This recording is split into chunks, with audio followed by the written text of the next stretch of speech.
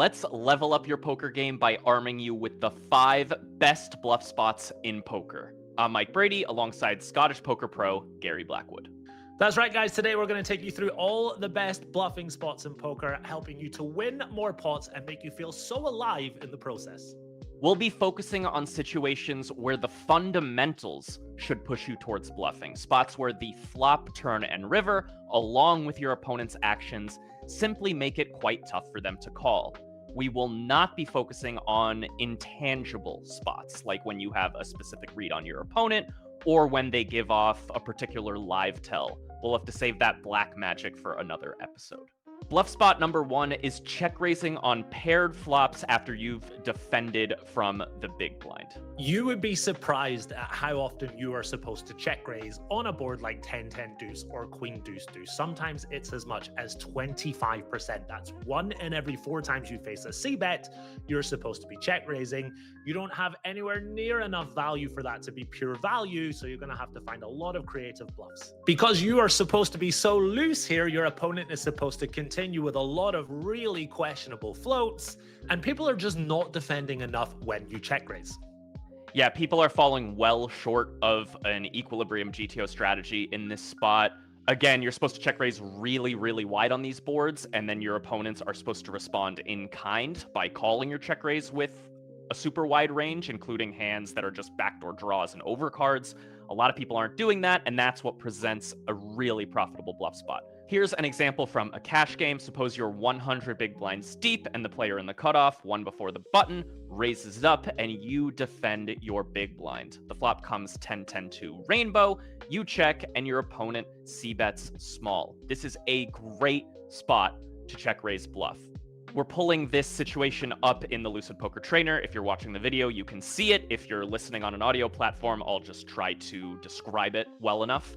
So when we see the cutoff c-bet here, which he's doing at a very, very high frequency, the big blind is supposed to respond with a truly outrageously aggressive check raising strategy. 37% of the time is the GTO check raising frequency for the big blind here. There's all sorts of backdoor hands and creative bluffs and bottom pairs, but that's not really what we're focusing on here. What we need to focus on is how the cutoff is then supposed to respond. When we check raise from the big blind here, the cutoff is supposed to respond by floating extremely wide. Lots of backdoor equity hands like 9-7 suited, King-Jack suited, Ace-4 suited. There are so many combos that are supposed to bet and then call when you raise, and ask yourself, if I check raise the flop here, is my opponent going to bet call a hand like 9-7 suited? The answer is almost certainly no, which means our bluffs are performing extremely well if our opponents are not responding correctly. So we want to be aggressively check raising with the right types of hands. This works out really well in practice because your opponents are probably c-betting these boards very, very frequently,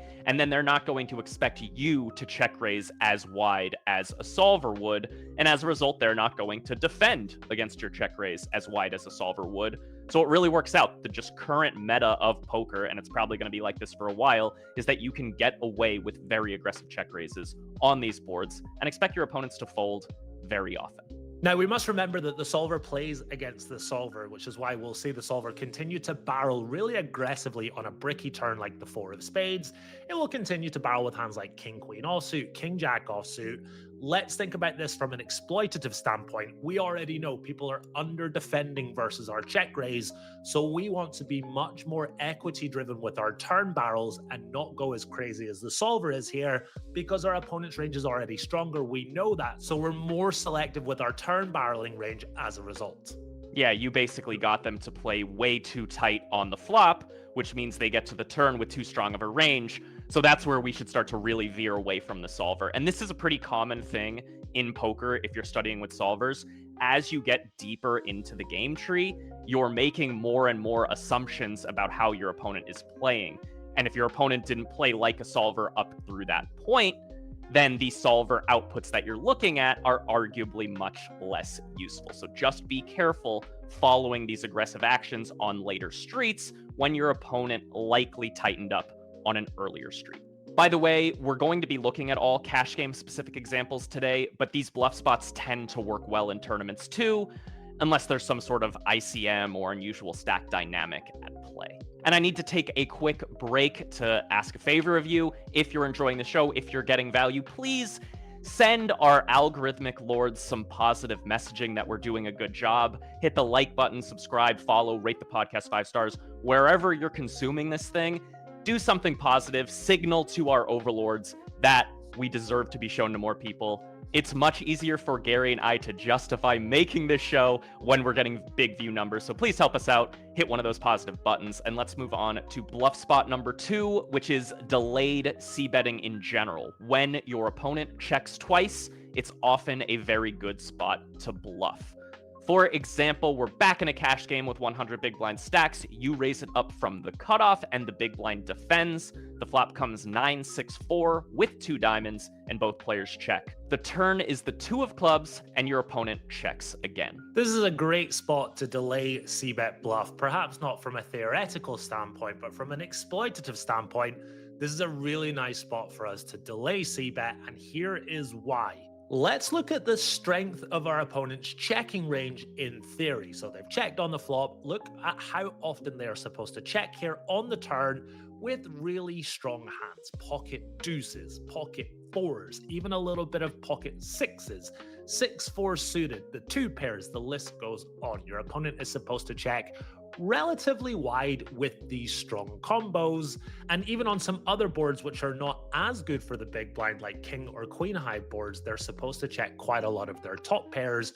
But the reality is, when the flop goes check check, people are just betting all their strong hands. They're betting all their really strong hands. They're betting a lot of their top pairs, which means when they check, their range is extremely weak. And if you guys want to win a lot of money playing poker, you should be attacking capped ranges. Our opponent is capped here. They've checked twice. We should be attacking that capped range and delay c-betting extremely wide, extremely aggressively, and extremely often.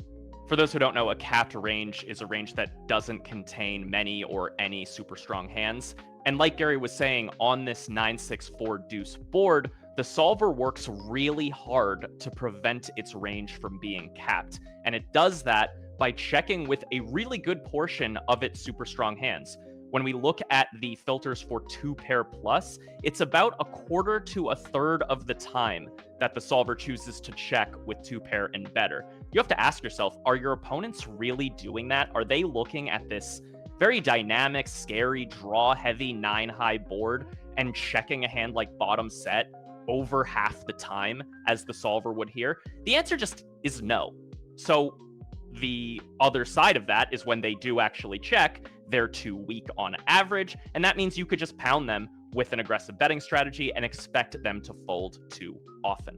We have forced the solver to check again here from the big blind, and as we can see, we're not delay c-betting all that much in theory. However, we know that our opponent's range is capped, so a lot of these king highs and queen highs that we can see here that are not delay c-betting, we want to ramp up the aggression with these hands, delay c-bet, and we either take down the pot right here, right now on the turn, or we set up a really nice bluffing spot again on the river. For the nerds out there, the way I would specifically go about adjusting this solver range, I would take every single hand that is a mixed frequency bet, so even if it's betting a very small sliver of the time, and just turn it into a full frequency bet. And I would expect that to really, really crush my opponent's strategy. And then it's also not overdoing it. If you do have one of those hands that the solver really loves to check, you still check with that. You might be wondering why we're only covering heads up pots in this episode. And the answer is simply that bluffing tends to suck multi-way. I know that a lot of you play in games where multi-way pots are frequent, probably even the majority, but simply put, no multi-way situations make the top 5 bluff spots. They're not super ripe for bluffing. But we do have a dedicated multi-way pot episode where you can learn all about winning money in multi-way pots. It is appropriately titled Winning Money in Multi-Way Pots. Give it a search. We'll try to get it in the YouTube and podcast description as well, so you can check it out. Moving on to bluff spot number 3, which is pro betting on the turn after your opponent checked back on a dynamic flop. For those who don't know, pro betting is when you bet on the turn into a player who could have c-bet on the prior street, but chose not to. For example, the cutoff raises, you defend from the big blind, and the flop comes Jack 4-3 with 2 diamonds. both players check on that flop. The turn is the 8 of clubs, making the board Jack 4 3 8, still with just 2 diamonds. This is a great spot to probe bet, much better than a solver would lead you to believe, and that's because of how differently your opponents likely approach c-betting compared to the solver. Back into the Lucid Poker Trainer for a second, looking at how the big blind is supposed to approach probing in this situation on this turn, and we're actually not seeing very much aggressiveness. The big blind is checking 64% of the time, so really not an aggressive probing strategy at all here, but Gary will explain why this is not really what we should be following against our human opponents. It's all well and good us just telling you the answer, but if we can get you to understand why the solver is doing certain things, poker becomes much easier to play. Let's take a little look at the cutoff c-bet strategy on the flop. And as we can see, in theory, because the 4 and the 3, they're connected, they're low, they're good for the big blind, the cutoff is supposed to check back a decent number of strong hands here. Let's take a little look at the overpairs first and foremost.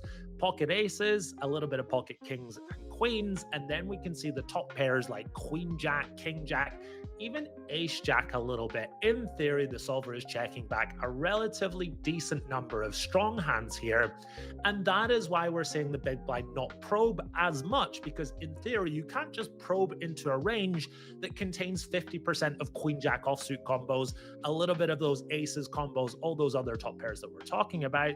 So let's ask ourselves, is my opponent checking back as much as the solver is here? The answer is almost certainly no, which means we want to probe more than the solver suggests. Now, how do we build our probing range? We don't just probe nonsense hands relentlessly with no equity and so on. The way that I would adjust my strategy here is I would be more aggressive with my draws. We can see the solver here with a hand like 7-6 suited or 6-5 suited. I would up my frequencies with those high equity bluffs like my flush draws, my straight draws, and just stab them more aggressively. It's very similar to what I mentioned in the last bluff spot. You basically take all of these mixed frequency bluffs, the hands that the solver is kind of torn between bluffing and checking, and then just bluff them every time, knowing that your opponent doesn't have that proportion of top pairs and over pairs that a solver does. We battle on to bluff spot number 4, which is when the board texture shifts dramatically in your favor. Sometimes the turn or the river will be so good for you because you've got more turn trips in your range or river straights in your range, and that shift in board texture will alter your strategy. Right into an example, back in a cash game, back with a cutoff raise, you defend from the big blind. The flop comes 8-7-4 with 2 diamonds. You check and then call a small bet on that very draw heavy board. The turn is the 5 of hearts, so the board is 8-7-4-5, one liner to a straight. This card hits you way harder than it hits your opponent. You're much more likely to have a 6 or have 2 pair in this situation, so you can win more pots overall by building a leading range, aka a donk betting strategy. In this situation, that range should include both strong hands, like the turn straight, and also some bluffs, like 10-9 for a straight draw, or any of the flush draws. As we can see with Lucid, this is such a nice turn for our range because, as Mike said, we've got more turn 2 pairs, we've got more turn straights than our opponent. The solver is actually just leading out. Gone are the days where we play in flow and we check to the person who bet the last straight. There are certain scenarios where we want to build a donk betting range, and that is clear here. The turn is so good for our range that we're not checking to the aggressor. We're actually just leading out. We've got 2 pairs, we've got straights, and we've got some of these high equity bluffs, hands like 10-9, Jack-9, our turn flush draws. We definitely want to be building a leading range here when the turn is really good for our range.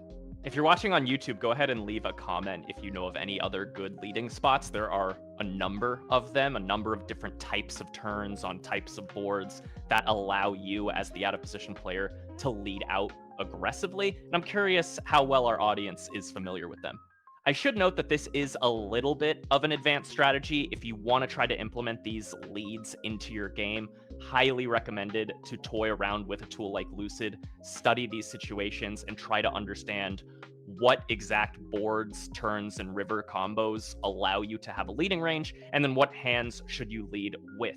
Looking at this 8-7-4-5 example, The leading range includes a good number of obvious hands, like a 6 for a straight, of course, but some of those 2 pairs that we mentioned get in there as well, like 5-4 for bottom 2 pair leads a nice chunk of the time. There are even some just random 7x that lead, and it's kind of hard for me to even tell if these are bluffs or value. So the whole point being, it's a fairly complicated spot, and it's worth looking into if you're going to try to implement it. Now, with all that said, this is just an overarching mechanic in poker. When the board shifts dramatically in your favor, you get to play aggressively, and that's with both your strong hands and your bluffs. So whenever that happens, whether you're in position, out of position, the aggressor or the caller, you should probably be ramping up your aggression frequency. By the way, have we mentioned that the world's best poker coach has built a path to poker mastery that you can follow right now? It's called Upswing Lab 2.0, and it was created by an absolute mastermind of the game, Uri Peleg. The feedback has been incredible so far. Head over to upswingpoker.com to sign up for Upswing Lab 2.0, and be sure to use coupon code LEVEL-UP to get $50 off. Uri will be absolutely loving all the exploitative stuff we're talking about so far today. Yeah, that really is his style. He's a practical poker god. Moving on to our 5th and final bluff spot, which is when you're barreling and draws complete, and you have a good blocker to support your bluff. Getting into our final example of the day, back in a cash game. This time you're raising it up on the button, and the big blind defends. The flop comes 10-6-deuce with 2 diamonds. Your opponent check calls your bet. The turn is the 3 of hearts, so the board is 10-6-deuce-3. Your opponent checks, you bet, and they call again. The river is the queen of diamonds, completing that front door flush draw, and your opponent checks again. The final board, 10-6-deuce-3, queen with 3 diamonds. This is a great spot to triple barrel bluff when you've got a hand like ace-5 with the ace of diamonds. We've made a standard c-bet on the flop, we've turned a gut shot so we continue to barrel, and then the river is a really quite scary card for the caller here. It's an overcard to the board, it completes the flush, and we can put a lot of pressure on our opponent's range whilst also holding that key card, that ace of diamonds, which blocks our opponent's flushes. It means they're more likely to hold a second pair or third pair type hand that we can make fold. We've got the ace of diamonds, we block those rivered flushes that our opponent could have. This is a really nice hand to continue to triple barrel. We can actually flip this example on its head. Let's say the river is the queen of spades, for example.